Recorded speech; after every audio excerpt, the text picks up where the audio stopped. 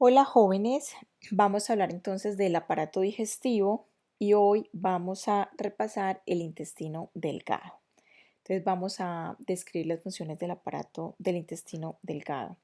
La mayor parte de la digestión y la absorción de todos los nutrientes se realiza en este lugar.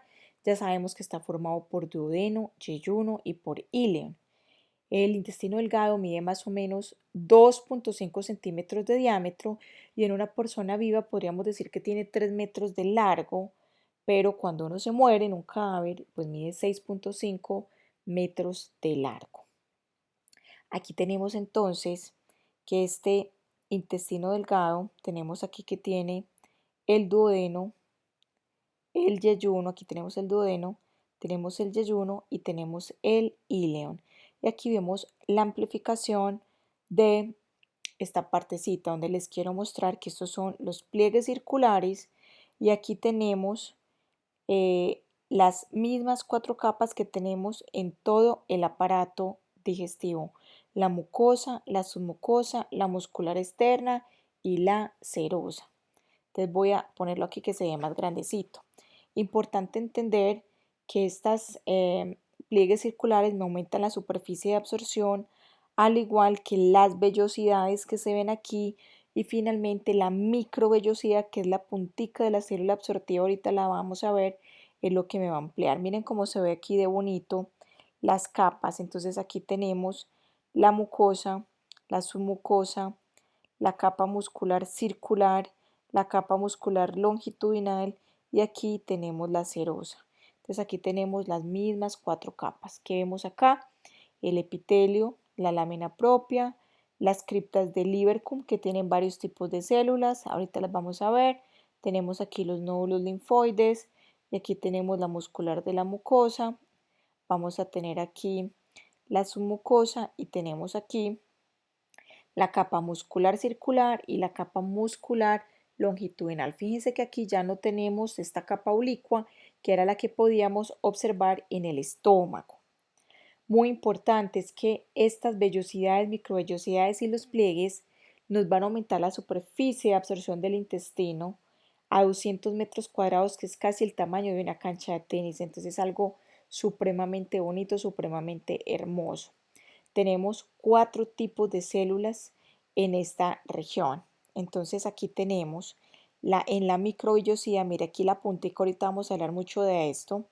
Tenemos que esta es la célula absortiva y esta célula absortiva tiene una función muy importante, que es digerir y absorber los nutrientes. Ya nos vamos a dedicar ahorita mucho a explicar este ribete en cepillo. Tenemos las células caliciformes, que tienen la función de secretar moco. Tenemos las células enteroendocrinas y aquí tenemos células S, por ejemplo, que me van a secretar la secretina. Tengo las células que me van a secretar la colecistocinina y tengo las células que me van a secretar el péptido insulinoide dependiente de la glucosa. Entonces tenemos aquí también esta célula de Paneth y esta célula de Paneth tiene la función de secretar las lisocimas y eso es para matar las bacterias y tiene la capacidad entonces de fagocitar algunos microorganismos. Muy bien, entonces en el intestino delgado se secreta jugo intestinal, agua, moco, iones. Se van a recibir estas enzimas del jugo pancreático para ayudar a la digestión. Y aquí tenemos las enzimas del ribete en cepillo. Ellas están unidas a la vellosidad de las células. Ahorita vamos a ver el dibujito. Tenemos digestión mecánica, aquí tenemos la segmentación y tenemos una gran digestión química que ocurre cuando ese quimo se mezcla con todo ese jugo pancreático, con ese jugo intestinal y con la bilis. Y finalmente vamos a tener la absorción de todos estos nutrientes digestivos. Las criptas de Lieberkühn pueden secretar hasta 1 litro de jugo intestinal diario y ellos tienen un pH, pH de este jugo intestinal es más bien alcalino, un pH de 7,6. Entonces aquí vamos a poder visualizar el detalle de la célula absortiva. Entonces miren, esta es la célula absortiva, muy hermosa, y aquí tenemos las famosas microvellosidades del ribete en cepillo. Se llama así porque miren que parece un cepillito. Y aquí vamos a tener unas enzimas que son súper importantes. La enterocinasa, que tiene la función de convertir el tripsinógeno en su forma activa, que es la tripsina. La alfa-dextrinasa tiene la función de convertir las alfa-dextrina en moléculas de glucosa individuales. Tenemos la sacarasa, que tiene la función de convertir la sacarosa en glucosa más fructosa. Tenemos la lactasa, que tiene la función de convertir la lactosa en glucosa más galactosa.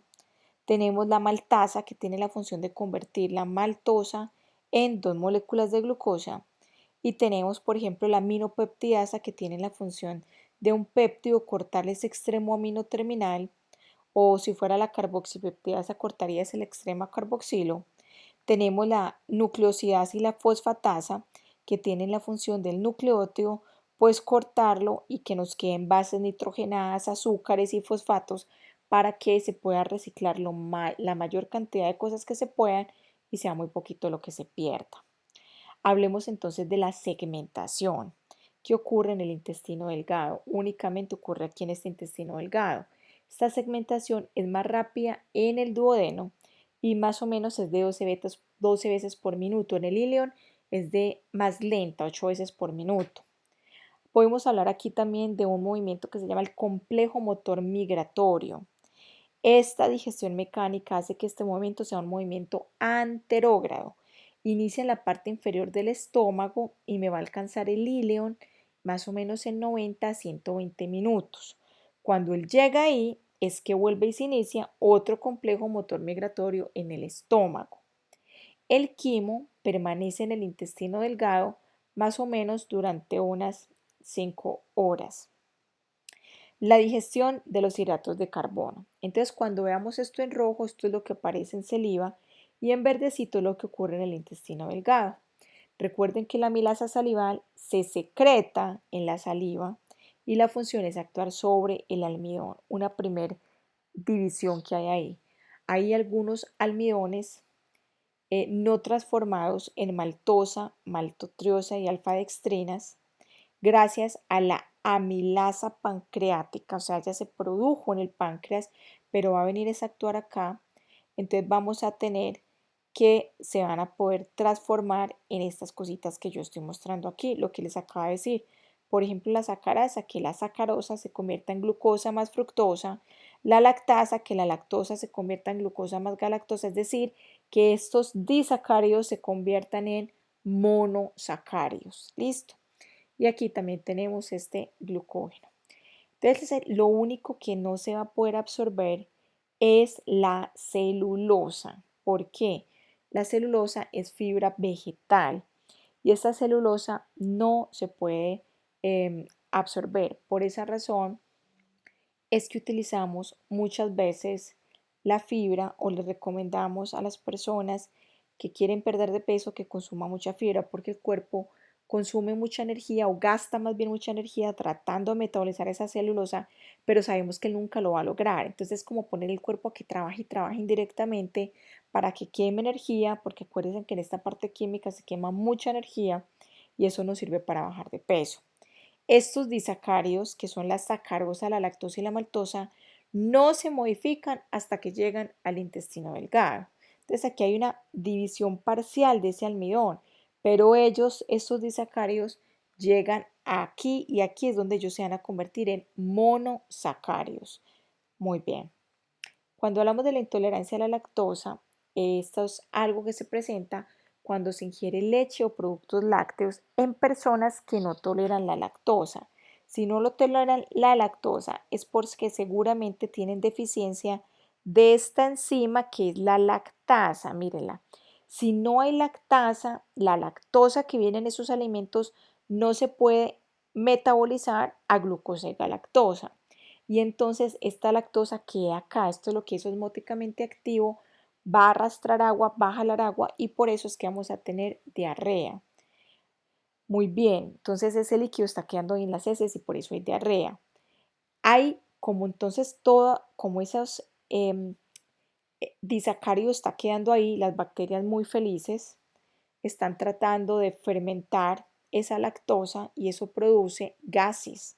Entonces ya entendimos por qué se produce la diarrea, ¿Por qué se producen los gases por estas bacterias? Esos gases causan distensión abdominal y esa distensión abdominal me va a causar cólico abdominal. Los asiáticos son casi el 100% intolerantes a la lactosa, tienen deficiencia de esa lactasa, porque es que ellos nunca tuvieron pastoreo diferente a los españoles. Los españoles, y nosotros venimos más de los españoles, sí tenían más pastoreo, por eso estuvimos en contacto con la leche. Y alguien me preguntaba de ustedes que cuando uno no usa una ruta metabólica, entonces esas enzimas se pueden volver perezosas y entonces también ellas se pueden agotar, vamos envejeciendo. Entonces normalmente hasta los 40 años la gente metaboliza muy bien todo lo que tiene que ver con estos alimentos que traen la lactosa, pero después de los 40 ya es mucho más difícil y más común que las personas tengan intolerancia a la lactosa. Entonces, en conclusión, ustedes que son jóvenes, están saludables y lindos, pues les recomiendo que se consuman la leche completa, la leche que tenga lactosa, para que esa enzima trabaje y no se les vaya a volver perezoso y desde muy jóvenes no estén con esa intolerancia. Hablemos un poco de la digestión de las proteínas. Entonces, la digestión de las proteínas inicia en el estómago. Entonces, aquí tenemos que la pepsina que se produce en el estómago, pero acuérdense que ella primero se produce en forma de pepsinógeno, que es la forma inactiva. ¿Para qué? Para que esas enzimas, todas esas enzimas del páncreas siempre se secretan en una forma inactiva o en una proforma para que ellas mismas no se vayan a comer el páncreas o el tejido que hay por ahí cerquita. Esa pepsina entonces va a actuar sobre las proteínas en el estómago. La digestión de las proteínas se empieza en el estómago.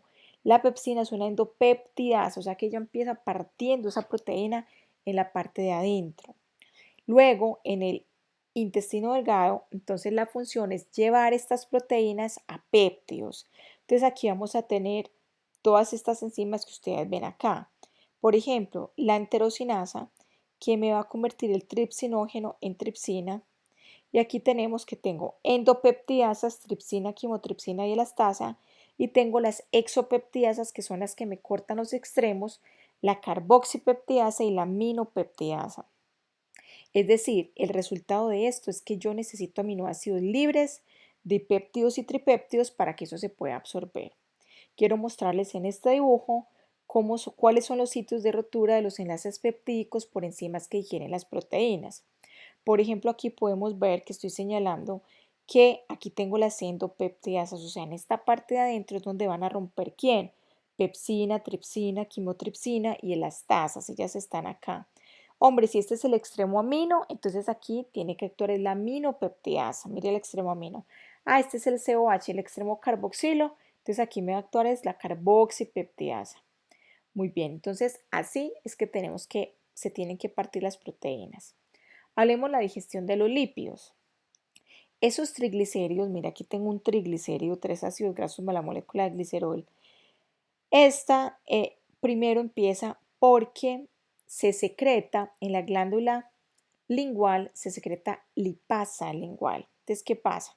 Esa lipasa lingual se secreta en la saliva, pero ella se va a activar es en el estómago con el pH ácido y lo primero que me va a hacer es convertir triglicéridos en ácidos grasos y glicéridos. Ya en el estómago se va a producir lipasa gástrica. Esta lipasa gástrica va a convertir triglicéridos de cadena corta como los que están en la leche en ácidos grasos y monoglicéridos. O sea, ya tengo una segunda ayudante o una segunda lipasa para ayudarme a metabolizar mejor estas grasas. Voy a tener el proceso de emulsificación, que es un proceso muy bonito. Acuérdense que un monoglicérido es una molécula de glicerol y una molécula de ácido graso. Ahorita vamos a explicar muy bien la emulsificación. Entonces, ¿qué es esa emulsificación? Aquí tengo las sales biliares. Las sales biliares en su estructura química, aquí tengo las dos más comunes que son el glicolato y el taurocolato. Esta estructura química podrán acordarse en endocrino que es la estructura básica del colesterol, porque necesito que en su mente usted tenga claro que las sales biliares se forman parte de colesterol, eso tiene lecitina, fosfatidilcolina, tiene varias cosas. Entonces, estas sales biliares se van a organizar así: una región que es no polar y una región que es polar. ¿Esto qué importancia tiene? Mucha, porque aquí ya estamos en el intestino delgado, aquí tengo el quimo, una gotica lipídica muy grande. Esto se necesita empezar a partir en unas goticas más pequeñas y estas goticas más pequeñas, mire qué lindo, van a ser rodeadas por estas sales biliares, mire cómo es rodeada. Como esto es grasa, por este lado vamos a tener la región no polar, por este lado. Y aquí es lo que va a estar en contacto con la parte acuosa. Por eso aquí tenemos las bolitas rosadas estas que son las regiones polares. Las regiones que pueden estar en contacto con esta parte, digamos, más hídrica que tenemos ahí. Entonces, tenemos también una tercera ayudante, la lipasa pancreática, que me va a terminar más triglicéridos de convertir en ácidos grasos y en monoglicéridos. Entonces, fíjese que tengo lipasa lingual, lipasa gástrica y lipasa pancreática. Todo esto para la absorción adecuada de esta digestión de estos lípidos. Cuando yo digo un ácido graso de cadena corta, me refiero a que tiene menos de 10 a 12 carbonos. Cuando digo un ácido graso de cadena larga, me refiero a una molécula que tiene más de 10 a 12 carbonos. Bueno, ¿cómo es la digestión de los ácidos nucleicos? El jugo pancreático tiene dos enzimas, una ribonucleasa y una desoxirribonucleasa. Como su nombre lo dice, la ribo digiere ARN, la desoxi digiere ADN. Luego, estas enzimas del ribete en cepillo de la célula absortiva, aquí yo voy a tener la nucleosidasa o la fosfatasa, que entonces va a hacer que ese nucleótido se obtengan las bases nitrogenadas, el azúcar, la pentosa, los fosfatos y que esto posteriormente se pueda absorber por transporte activo. Esta tabla resume todas las enzimas digestivas. Les decía en la clase que esta tablita es muy importante porque te resume, por ejemplo, que en la saliva tenemos dos enzimas, la amilasa salival que se produce en la glándula salival, me va a actuar sobre el almidón y me va a convertir ¿qué? Maltosa en disacárido, maltotriosa, o vamos a tener que nos va a lograr llegar hasta disacáridos. Pero acuérdense que los disacáridos ya no se pueden dividir más acá, sino que ya ellos necesitan llegar hasta el intestino delgado, ribete en cepillo para que se puedan convertir en monosacáridos. Tengo la lipasa lingual. Esta lipasa lingual se va a producir donde la glándula lingual va a actuar sobre los triglicéridos, pero ella va a actuar ¿dónde? En el estómago, porque ella la activa es el pH ácido del estómago. En el jugo gástrico se secretan la pepsina y la lipasa gástrica. La pepsina, entonces, ambas en el estómago, me va a actuar sobre proteínas, finalmente voy a tener péptidos y todas las lipasas ya sabemos que me actúan sobre triglicéridos para formar ácidos grasos y monoglicéridos. El jugo pancreático, miren, súper importante el páncreas y por eso hacemos también tantas pruebas de enzimas hepáticas para saber si ese páncreas está funcionando bien. Aquí, por ejemplo, tenemos la amilasa pancreática, ya sabemos que actúa sobre almidón, pero ya aquí sí se me va a, vamos a ver que tiene que llegar a actuar hasta el ribete en cepillo para que se convierta en el monosacárido. Tenemos la tripsina, va a actuar sobre proteína, la quimiotripsina, la elastasa, carboxipeptidasa, todas estas sobre proteínas. Tenemos la lipasa pancreática, va a actuar sobre triglicéridos, nucleasas, las ribonucleasas, las desoxirribonucleasas, que las acabamos de ver, van a actuar sobre nucleótidos. Pero finalmente es en el ribete en cepillo donde se va a dar la absorción. Entonces vamos a necesitar aquí la enterosinasa para que me convierta el tripsinógeno en su forma activa tripsina, la alfa-dextrina para que me convierta ahí la alfa-dextrinasa en glucosa más glucosa, la sacarosa para que me convierta la sacarosa en glucosa más fructosa, la lactasa para que me convierta la lactosa en glucosa más galactosa, la maltasa para que me convierta la maltosa en glucosa glucosa, la aminopeptidasa para que me convierta los péptidos y me le quite esta parte, este extremo amino, y las nucleosidasas y la fosfatasa para que finalmente yo pueda absorber y tener las bases nitrogenadas, los azúcares y los fosfatos. Entonces, la absorción de los nutrientes se refiere al paso de esos nutrientes del tubo digestivo a la sangre o a la linfa. el 90% de la absorción se da en el intestino delgado y solamente 10% de la absorción se va a dar en el intestino grueso y en el estómago. Bueno, hablemos un poquito de la absorción de los monosacáridos. Ellos se absorben tristemente 120 gramos por hora de monosacáridos, o sea, es una absorción brutalmente buena. Cuando yo digo que quede triste es porque cuando uno quiere controlar el peso, cuando uno está joven como ustedes, hasta los 25 años el metabolismo es rápido, todo funciona súper bien. Pero después de los 25 el metabolismo se va poniendo lento y entonces cada vez es más difícil para uno mantener un peso adecuado. 90% de la absorción les dije que se da en el intestino delgado y 10% en estómago y en intestino grueso. El transportador de estos monosacáridos tiene un sitio para una molécula de glucosa y 2 iones de sodio. Eso es muy importante, o sea, se necesitan los 3 puestos llenos. La galactosa compite con la glucosa por el mismo receptor, es un sin portador. Entonces vamos a ver acá en el dibujo. Glucosa y galactosa compiten por el mismo receptor, pero ellas cómo se van a transportar, absorber por un transporte activo secundario con sodio. Entonces ya sabemos 2 de sodio por 1 de glucosa o 2 de sodio por 1 de galactosa. El otro monosacárido es la fructosa. La fructosa no necesita transporte activo, ya pasa por difusión facilitada. Entonces, una vez que ellos pasan, vamos a tener los monosacáridos dentro de la célula absortiva y ellos por difusión facilitada van a salir de la célula absortiva para poder entrar al capilar sanguíneo de una vellosidad. Muy bien, entonces una vez que entró aquí el capilar sanguíneo, miren qué lindo que estoy mostrando el monosacárido. Este monosacárido viene por la sangre, viene por la circulación, viene por la vena porta y esto es lo que llamamos circulación enterohepática. En esta absorción, pero de las proteínas ya aminoácidos libres, dipéptidos y tripéptidos, quiero contarles que el 50% de los aminoácidos que se absorben están en los alimentos, pero el otro 50% viene de esas proteínas que se han reciclado de los jugos digestivos y de esas células muertas que se van descamando en esa superficie de la mucosa.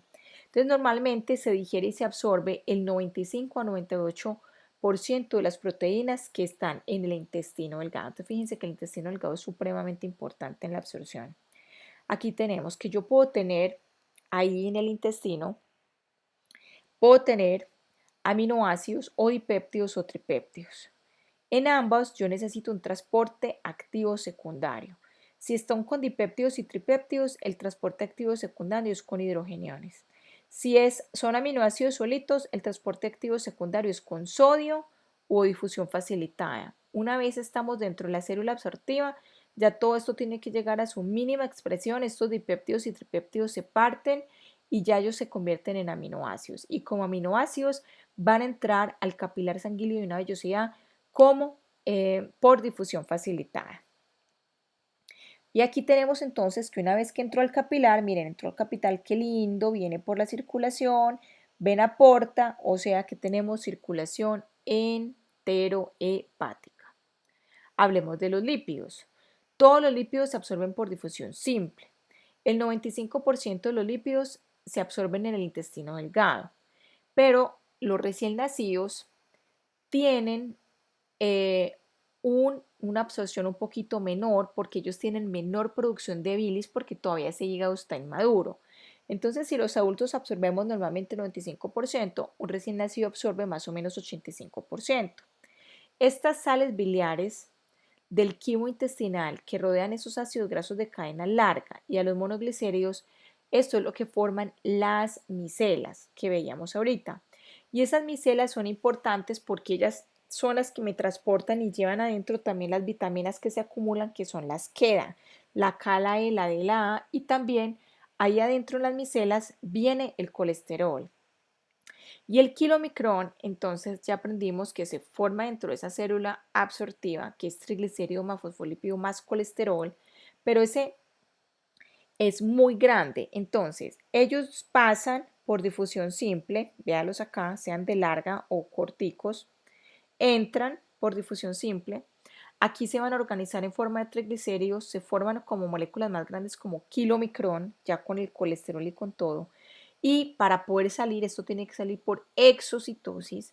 Y como esto es tan grande, esto tiene que ir, pero al conducto quilífero de una vellosidad. Entonces aquí les voy a mostrar que es diferente cuando está muy grande y cuando el ácido graso de cadena corta pasa por difusión simple y pasa por difusión simple, y ese sí puede llegar a la circulación, o sea que yo puedo tener ácidos grasos de cadena corta en circulación en el capilar, pero yo voy a tener que aquí es donde tengo los más grandes y aquí voy a tener estos kilomicrones. Entonces miren que el kilomicrón no lo estoy viendo en el capilar, sino que lo estoy viendo en la linfa, en este conducto quilífero, que se va a transportar por aquí y va a venir por la circulación de la linfa, nuestro vaso linfático, y ya sabemos que esta circulación llega a la vena subclavia izquierda y finalmente así es que llega. Muy bien. La absorción de los lípidos, entonces tenemos que ese kilomicrón que tiene triglicérido más fosfolípido más colesterol, sobre él va a actuar una lipoproteína lipasa que me va a convertir esto en ácidos grasos y glicerol, y así van a ingresar a los hepatocitos o a los adipocitos. Estos van a formar nuevamente esos triglicéridos que se nos van a acumular. El 90-95% de las sales biliares son absorbidas por transporte activo en el ileón y regresan al sistema porta para ser recicladas. Entonces, en la circulación enteropática, les decía que esta secreción de las sales biliares por los hepatocitos a la bilis, luego ya se absorben en el ileón y nuevamente vuelven y se secretan a la bilis. Entonces, la obstrucción de los conductos biliares o cuando a mí me sacan quirúrgicamente la vesícula biliar causa que tengamos que las personas que no tenemos vesícula tengamos 40% de menor absorción de los lípidos y vamos a tener una disminución de la absorción de las vitaminas liposolubles. ¿Cuáles son las liposolubles? Las queda la vitamina K, la E, la D y la A. Bueno, esta parte es súper importante para líquidos y electrolitos, que ustedes tengan muy bien y muy claro cómo es la absorción de los electrolitos. Los iones de sodio entran por difusión y transporte activo secundario. Los iones de sodio salen por transporte activo a través de la bomba sodio-potasio TPasa que está en el lado vasolateral. ¿Listo? Bomba sodio-potasio TPasa. Los iones con carga negativa como los nitratos, ioduros, cloruro, bicarbonato siguen en forma pasiva al sodio o pueden transportarse en forma activa. Los iones del calcio se absorben de forma activa por el calcitriol y los iones como hierro, potasio, magnesio y fosfato se absorben por transporte activo. Repito, esto es muy importante tenerlo claro. ¿Cómo es la absorción de vitaminas? Las vitaminas liposolubles van en las micelas y se absorben por difusión simple, como ya vimos. Las vitaminas que son hidrosolubles, como la B y la C, se absorben por difusión simple. O la vitamina C necesita en el duodeno unos transportadores específicos que hay para la vitamina C que se pueden saturar. Ya sabemos que ahí normalmente hay de 200 a 300 transportadores, pero ellos se saturan. Entonces, cuando usted se toma un suplemento que trae muchísima concentración de vitamina C, realmente eso no se necesita porque se está perdiendo mucho. No, los carritos, digámoslo así, se van a llenar con 200 carritos, y si usted está tomando 1000 miligramos de vitamina C, pues eso no va a ser necesario porque se van a subir, digámoslo, 200 carritos con vitamina C y todo lo otro se va a perder en la orina. La vitamina B12 se combina con el factor intrínseco, lo habíamos visto en hematología, que ese factor intrínseco es muy importante para que yo no vaya a tener una anemia, sobre todo una anemia megaloblástica, sería una anemia perniciosa, y hay que entender muy bien cuando se hace una cirugía bariátrica cuáles son las implicaciones o consecuencias que tiene hacer ese tipo de cirugía. Porque si ustedes observan bien al final de este capítulo, esta parte que era para hoy, ustedes observarán en ese dibujo que esa cirugía bariátrica salta un pedazo muy grande del estómago, que es un estómago muy pequeño, y por eso es que tenemos como tan poquita producción de factor intrínseco y por lo tanto hay una deficiencia muy grande de vitamina B12 y esa es una de las principales complicaciones que tiene este tipo de cirugía.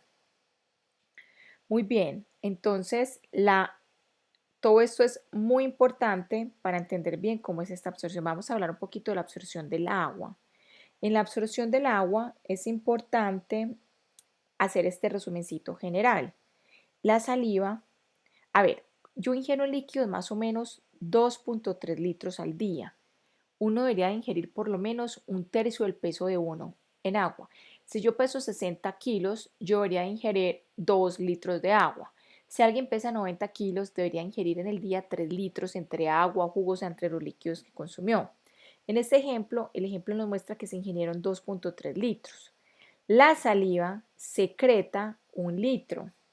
En el jugo gástrico se secretan 2 litros. Seguimos bajando. Vamos a tener que el hígado va a secretar 1 litro de bilis. En el páncreas se van a secretar 2 litros de jugo pancreático. Y luego tenemos 1 litro adicional de jugo intestinal. Si yo sumo todo esto, me da que el total entre el ingerido y el secretado son 9.3 litros. Ahora bien, ¿qué va a pasar en el intestino delgado? Se van a absorber 8.3 litros y en el intestino grueso se absorbe 0.9 litros. Es decir, que 9.3 litros menos 9.2 litros se van a excretar solamente 100 ml de líquido de agua en las heces. Pero es muy importante recordar aquí precisamente que para mejorar el estreñimiento hay que tener pues ingerir bastante líquido, porque si uno no ingiere buena cantidad de líquido, entonces la materia fecal va a estar muy seca y fuera de eso aquí hay mucha absorción, el cuerpo tratando de recuperar y eso va a empeorar el estreñimiento. Hablemos un poco de la absorción del alcohol. Como es liposoluble, comienza a absorberse en el estómago. Ya habíamos mencionado eso en la clase anterior. Pero realmente el alcohol se absorbe en el duodeno con mucha más rapidez. Ya sabemos que las grasas, comerme un choricito, un chicharrón, me retarda el vaciamiento gástrico. Y entonces, si yo tengo grasa en el estómago, ese alcohol se va a absorber más lentamente en el estómago. Muy bien, entonces, ¿qué pasa? Que las mujeres y los hombres asiáticos tenemos 60% más baja la actividad de una enzima que es muy importante, que es la alcohol deshidrogenasa gástrica. Y ella tiene la función de convertir el alcohol en ese acetaldehído que no es tóxico, entonces llega menos alcohol a la sangre. Entonces, ¿qué pasa? Si nosotros tenemos, las mujeres, esta enzima que funciona menos, quiere decir que nosotros no convertimos rápido y suficientemente rápido el alcohol en acetaldehído y por eso las mujeres y los asiáticos pues nos emborrachamos muchísimo más rápido. Entonces, con este tema tan interesante pues del alcohol, el alcohol no es bueno consumirlo de ninguna manera, pero para que usted no alcance a emborracharse, usted máximo se puede consumir un trago de licor por hora, o sea, consumiendo un trago de licor por hora con muy buena cantidad de agua, uno nunca se emborracharía. El problema es que la gente se toma un aguardiente a los 2 minutos el segundo, el tercero, el cuarto, entonces hay que tener cuidado con eso. Bueno, con esto terminamos la clase de hoy. Nos veremos en la próxima clase con intestino grueso. Muchas gracias.